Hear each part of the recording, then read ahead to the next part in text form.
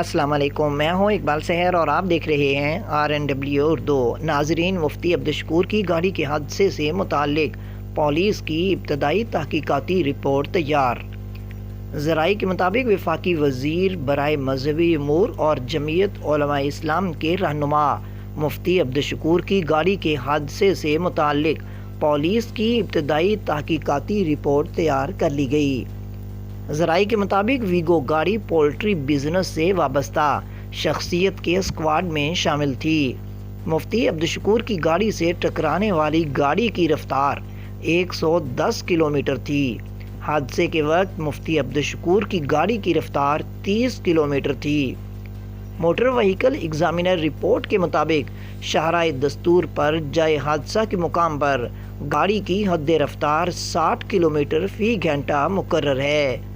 ٹکر مارنے والی گاڑی میں کوئی تکنیکی مسئلہ نہیں تھا۔ رپورٹ کے مطابق حادثے کے باعث مفتی عبدالشکور کی گاڑی کا ٹائر اور ایکسل الگ ہو گیا۔ مزید اپڈیٹ کے لیے ہمارے ساتھ وابستہ رہیں۔ اگر آپ نے ہمارے چینل کو سبسکرائب نہیں کیا تو پلیز کر دیجئے اور بیل آئیکن کو پریس کرنا مت بھولیے تاکہ ہماری نئی ویڈیو کا نوٹیفیکیشن بر وقت آپ تک پہنچ سکے۔ کامنٹ باکس میں اپنے خیالات کا اظہار کیجئے۔ اللہ حافظ۔